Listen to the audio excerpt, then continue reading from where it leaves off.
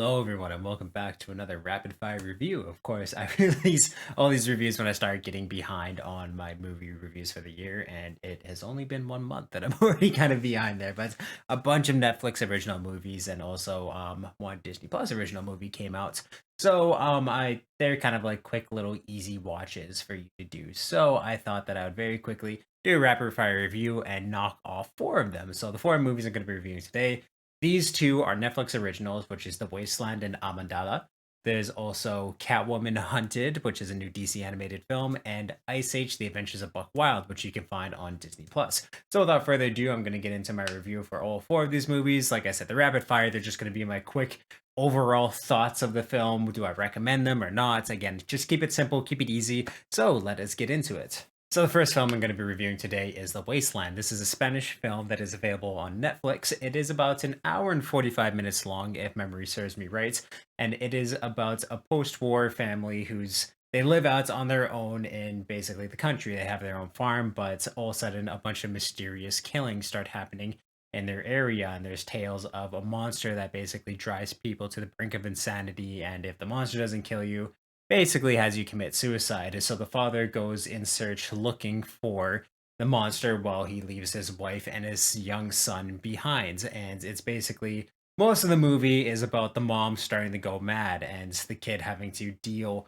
with the threat of the monster outside and the threat of his mom losing her mind inside the house. So it's basically two monsters that he has to deal with. And the acting in this film is pretty damn impeccable. Of course, the entire movie is in Espanol, and again, like the acting is very, very good. There is some decent horror that they show in this too. It can be very tense and scary at times, and I was really enjoying it. It's the cinematography is really, really good, and again, the scares and the horror are there. It's pretty fun, but I just found the ending of this film almost ruined the entire experience of the movie for me. It's one of those ones where like they finally show the monster. It's a very bland design to it, and it's one of those things where it hasn't held back the entire movie, but now because the kid is standing up and being all big and tough and yelling at it, it just stops being a monster, and it's a very easy conclusion that they're able to get to the monster in this film, and it just again fell so flat, and I don't like it when movies do that, where it shows something so menacing, but all of a sudden in the final showdown, it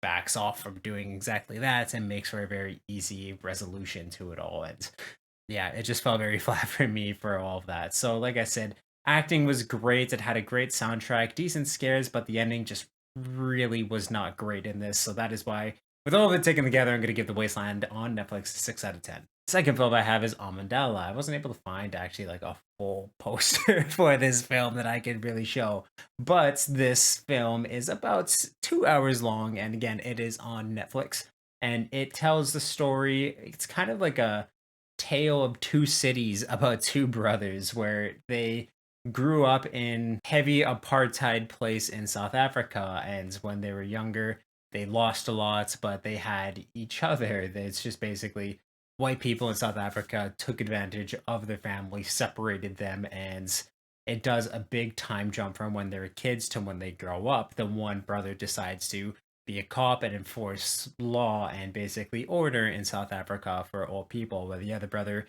really gets caught up in the crime era of South Africa, and it's it can get very tense. This is a very dark, disturbing, and brutal movie. It doesn't shy away from the violence or the life that people who have to turn to criminality have to face, and it can get very, very dark and brutal sometimes. There's very disturbing and upsetting scenes that's the one brother who does the crime really has to go through, and it does a great job showing the effects that it would do on himself, his brother, the areas around him, like the other criminals, and just again, it did a really good job being tense, disturbing, disgusting in some ways. The cinematography is really good. It had really good soundtrack, really good acting all throughout too. It's just unfortunately with the last movie and with this one, I found the ending of this was just in a way. I get that they're trying to show the brutality and everything of the world, but it was one of those endings that just kind of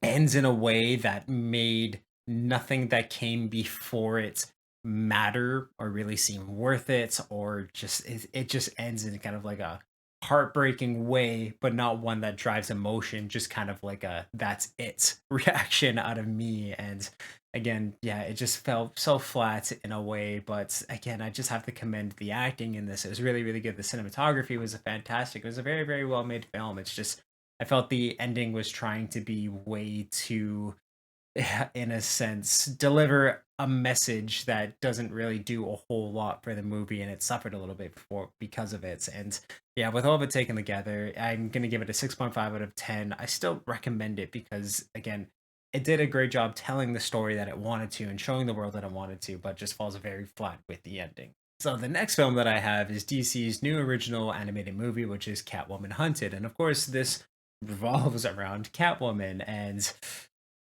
like, there's not really a whole lot great that I can say about this film. One, the animation is pretty janky. I should say too, this movie comes in at about an hour and 20 minutes long, so it moves pretty fast, but it does a lot of things, and it brings in way too many characters for a Catwoman centered movie, and it's just kind of one of those things too, where it's like just because it's focused on her, Catwoman can take on any threat that's thrown at her, whether it be Cheetah, Black Mask, Batwoman, Solomon Grundy, like all of these villains that she has to go up against. It's just no challenge there because she's Catwoman. That's basically all the explanation that you're gonna get throughout the entire movie.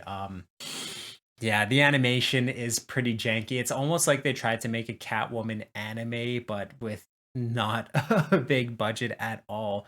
The animation's janky. The fights aren't really all too fun to watch. The voice acting at times can be okay, but for the most part, it sounds very lazy. All the characters are kind of talking how I'm talking right now, so not really a whole lot of interest in what they're talking about. Since with the source material, I can't truly blame them too much because again, yeah, this movie was just kind of one of those soul dry sucking movies that just takes a lot out of you and it's frustrating to watch because it just never picks up really.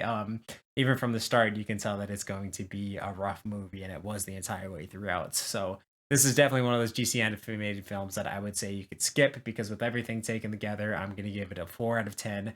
There wasn't really a whole lot that I can say really redeems this movie or makes it worth watching. It was definitely a rough one to get through. And lastly, we have Ice Age: The Adventures of Buck Wild. So this is a new animated, of course, Ice Age movie that takes place after all the movies that came before it. It's about an hour and 20 minutes long, so it's really easy to watch and binge through.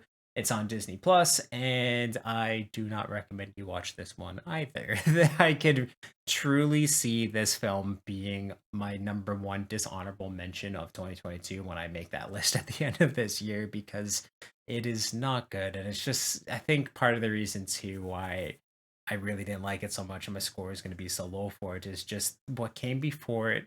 I like the Ice Age movies. I thought they were great, but we've just really seen this series fall off the rails hard throughout its entire run. And yeah, it's just kind of one of those fall from great animated movies where even today, I think kids can realize that the animation in this sucks. It is not good. It is so janky. It almost feels like footage from the alpha build of a video game where all the movements are just really janky and like that. Not really much expression. It also too felt really empty in a sense that it felt like the animated characters were under COVID protocol where they couldn't get too close to each other, where they're punching each other. The hits, there's no sound to it at all. Um, like no sound to it at all, and like it just looks so light and it's not good. It's really not good. Like I said, it feels like they're put through COVID protocol where they're scared to have the characters too close to each other or have too many things happening at one time on the screen.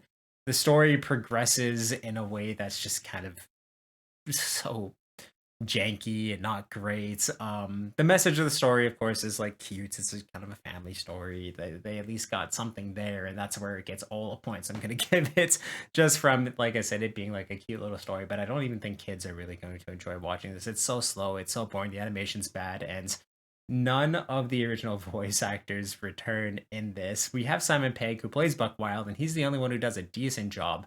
Everyone else seems like they were trying their best to do impressions of what became before it, but in the most uninterested and bland way possible, where it's really tough to listen to some of it. And I found too that's like a lot of the characters would talk like this, where they did multiple takes of what they were doing and they just stitched it in very lazily. So like their excitements and things like that really differ throughout the entirety of the movie. And so, yeah, just no one seemed like they wanted to be there or really put effort into their line. So it was a rough one.